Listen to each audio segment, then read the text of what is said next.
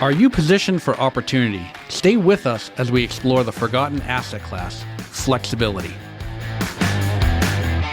The information and opinions presented in this podcast, including the views of guests not affiliated with Measured Wealth, is for general, informational, and educational purposes only, and should not be considered investment, tax, or legal advice. Any references to specific securities, products, or services do not constitute a recommendation or endorsement. All investments involve risk, including the possible loss of principal. Past performance is not indicative of future results. Listeners should consult their own financial professionals before making any financial decisions. Measured Wealth Private Client Group is registered with the Securities and Exchange Commission. This registration does not imply a certain level of skill or training.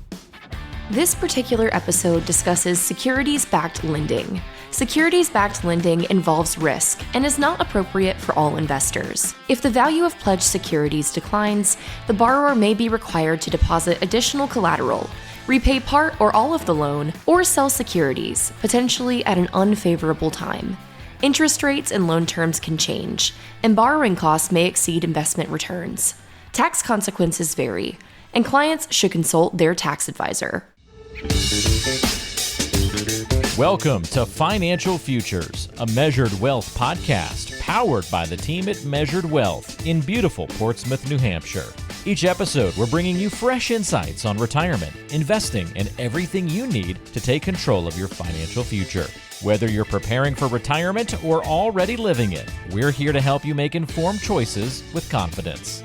To kick off today's conversation, here's your host, certified financial planner and chartered financial analyst, George Zaharopoulos. Hello, everyone. Today I'm speaking with certified financial planner, Alejandra Borge. Alejandra is a wealth advisor in the Miami-Fort Lauderdale area, and Alejandra is a returning guest. So, Alejandra, welcome back. Hey, George. Thank you for having me today. All right.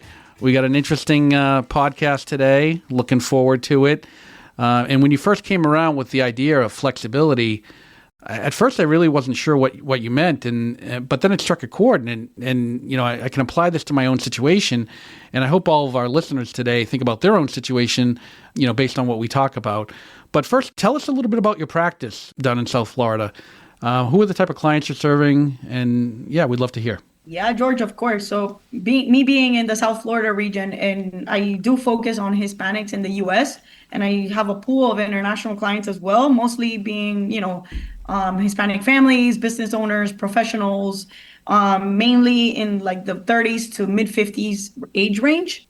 Okay, great. Tell us, what mistakes do you see people making today? I can vouch for the clients I have and the people I speak to down here, but honestly, they're doing exactly what everyone told them to do, which is maxing out their 401k, buying real estate, building equity, paying down debt, and somehow they still feel financially trapped. And why? Because nobody has taught them about liquidity, and also because they're resorting to AI for absolutely everything. Let's elaborate on liquidity. What does that mean for our listeners? Yes. I mean, think about all the milestones that happened between the ages of 30 and 50. In a roughly 20-year period, people are getting married, having kids, starting businesses, buying homes, buying investment properties, unfortunately getting divorced, helping parents, funding colleges, changing careers. And this is where life gets most expensive.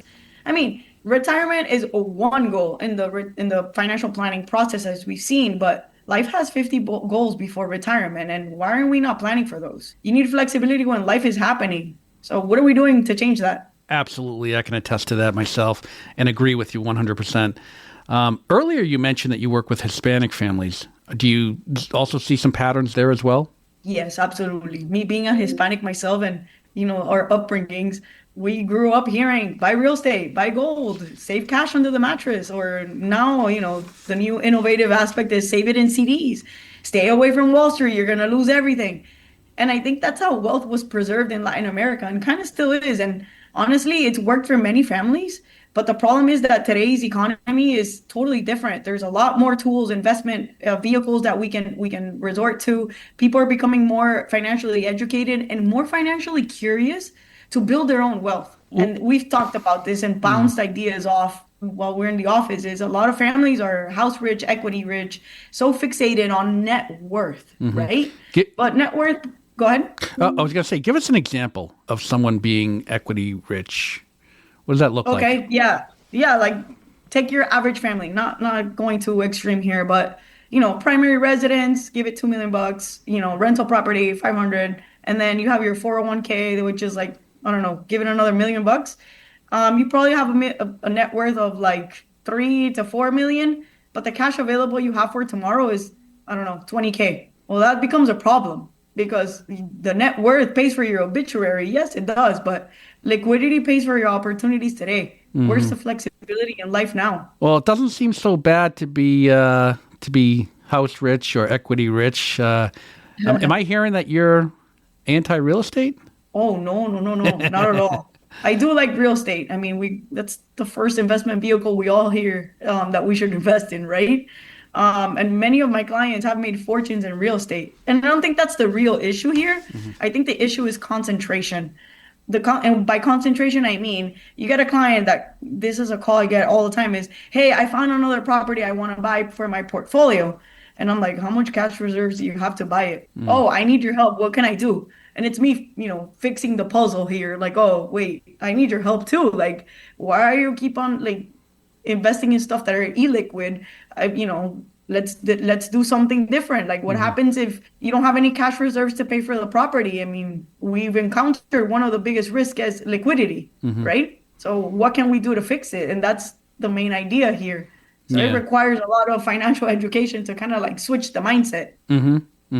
Yeah, and as financial advisors, we always stress the importance of having a cash reserve, but a cash reserve might be something where you have at least 6 months or 6 to 12 months available cash in the case an event happened. But what we're also really talking about here is having something beyond that cash reserve to create that flexibility. So you've said before that separate investment accounts or brokerage accounts don't get enough attention. Explain why. Yeah, I mean, I see an advisor account isn't just an investment account. It's more of an opportunity account. I mean, and most people see it as just buying stocks and bonds and, buying an ETF and call it a day. But I see it as an opportunity to do a lot more than just buying stocks and bonds. You can leverage your investment accounts and continue growing your wealth from there.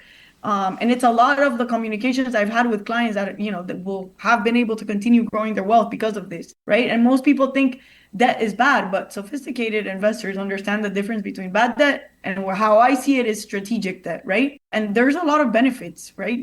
Just because you don't see the tax deduction there, it doesn't become lucrative for the average investor. But these are flexible tools available for everyone. It's just that we don't have the education to open an account and just grow my wealth from there. Okay, you hit on a couple of interesting points, one of them being debt, which we're going to come back to in just a moment. But let's suppose someone creates that separate investment account. How should they think about funding an account like that? What are some options? Maybe they, kind of give us some guidance, give us some information around that. Well, yeah, any real estate proceeds or proceeds from sales of investments, inheritance, you can also fund the account. Even just plain out periodic contributions to the account would suffice for you to grow that liquidity stash. And I know you mentioned cash reserves, but cash reserves would be for more of an emergency on your day-to-day, living. How I see this is you're building wealth, right? You're creating this investment account to go in tandem with all the other assets you're thinking of owning or you're thinking of growing. It really gives you options. Right. And even if you didn't use the money, just kept continuing to build it, it adds another layer of tax efficiency in retirement because a lot of people will have, a pre-tax retirement account. They might have a Roth retirement account, and having a separate taxable retirement account, adds more to their options for withdrawals in retirement. But, one of the main advantages we're talking about today is having that flexibility before retirement.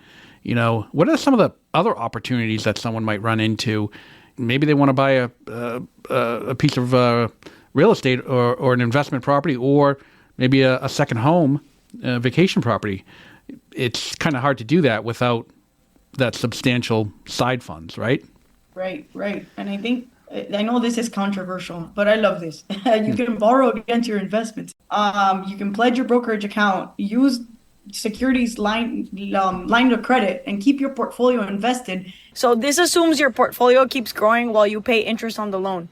But I should also note that, as we know, markets can decline, and there's no guarantee your investment return will exceed your borrowing cost. It isn't a guaranteed win, and it isn't appropriate for every investor, of course. However, when it is a strategy that is deemed appropriate, then you maintain the flexibility and potentially preserve tax efficiency in the account. And that's what we really want. We want to create a system around building wealth, not take every financial decision unanimously. So just, not on a one-off. We want to make sure that there's a system working and there's like a waterfall of decisions being taken into account, and that, they all flow together. Mm-hmm. Alejandra, give us an example of someone borrowing from their investments. Yeah, I mean, one thing I do want to point out here, and it is important I do so, is that this isn't appropriate for everyone. Borrowing can increase your risk depending on how much risk you're taking. The markets can decline, and that's something that we know. Interest rates do matter at a time of taking into consideration this strategy. And please, there's proper planning that goes into this prior to just saying, yeah, this is my solution. So for the right investor, this can be a valuable tool. Now, I'll give you a hypothetical example for illustration purposes, of course, and it isn't a recommendation for any particular listener's situation. So let's say a client needs, for example, $300,000 to purchase a property. Option A, you sell your investments in the stock market and you pay capital gains taxes on it, right? 2, you shrink your portfolio and you lose your future growth. But here, I give you option B. You pledge your brokerage account. You use securities-backed lines of credit. You keep your portfolio invested and it's grown with the market. And then you preserve tax efficiency and you maintain the flexibility so you can continue investing in real estate or whatever you want to invest in. And then you keep your invested portfolio liquid in the stock market. Yeah, and I'll just add to that too, because this works out really well when someone is selling a home and purchasing a new one. So let's say they have a sizable amount in their investment account. They borrow from it to pay for the new home, but they don't want to wait until their existing home sells. So once their existing home sells, they can pay off the proceeds of the line of credit. So a couple of interesting points too that you mentioned about the markets could decline. So what happens in that situation if you have a line of credit out there and the market does decline? We're not going to go too detailed into borrowing from the account, but let's say the markets did decline and you have a outstanding loan against your investments. What could possibly happen? Well, yeah, these lines of credit kind of function the same way as a regular conventional loan does with the loan to value, the LTV. So the market declining means that the LTV can be adjusted for the market decline. So what we want to do is, if you have access to, let's say, I don't know, $1 million worth of the line of credit, we don't want to use it up into its entirety because we want to leave a little cushion for error when the market declines. So that's kind of where the advice comes in. Well, not really advice, but where the proper planning comes into play. Yeah. So, Alejandra, those are excellent points. What happens when people don't have liquidity? When people don't have liquidity, it's funny enough to say, everything becomes an emergency. And that's when we start getting into debt. For example, and what I mean by everything becomes an emergency is business opportunities, somehow they all appear. Your roof breaks, your parents get sick, layoffs occur, your child starts needing tuition. And then suddenly people are selling their assets in an emergency, taking penalties because they need the cash, using credit cards, and they're borrowing against their 401ks.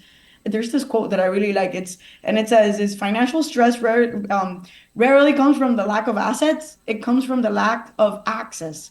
And that's kind of where this whole conversation comes into play. Mm-hmm. It's not about you having net worth. It's about you having access and liquidity to take opportunities and to make the choices that you really want, to make sound financial decisions. I know that sounds cliche, but that's really what we want in life: flexibility, freedom. So, George, I think this conversation boils down to financial planning is often skewed or geared towards retirement planning.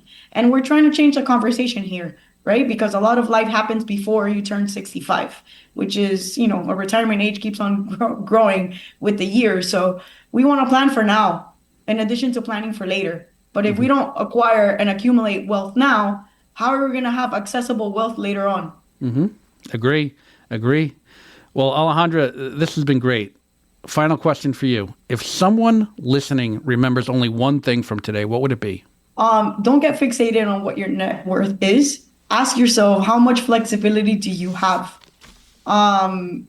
It's about having options when life happens. So the goal here is, and I'm going to say one last mic drop for our audience, is the goal isn't to die with the biggest portfolio. The goal is to build life where money gives you the choices today.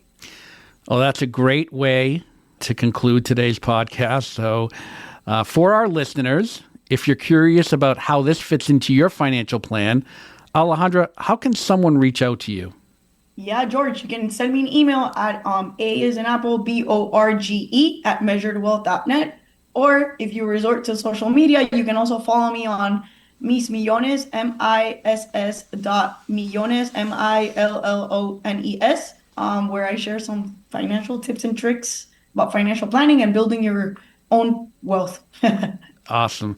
Alejandra from the Sunshine State, thank you again for joining me today. And thanks, everyone, for tuning into Financial Futures, a Measured Wealth podcast.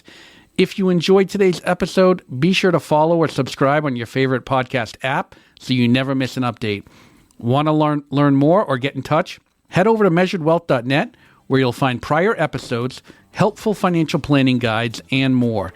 You can also call us at 603-431-1444 or email at info@measuredwealth.net. That's info@measuredwealth.net. Thanks again for listening, and remember, the future will someday be the present.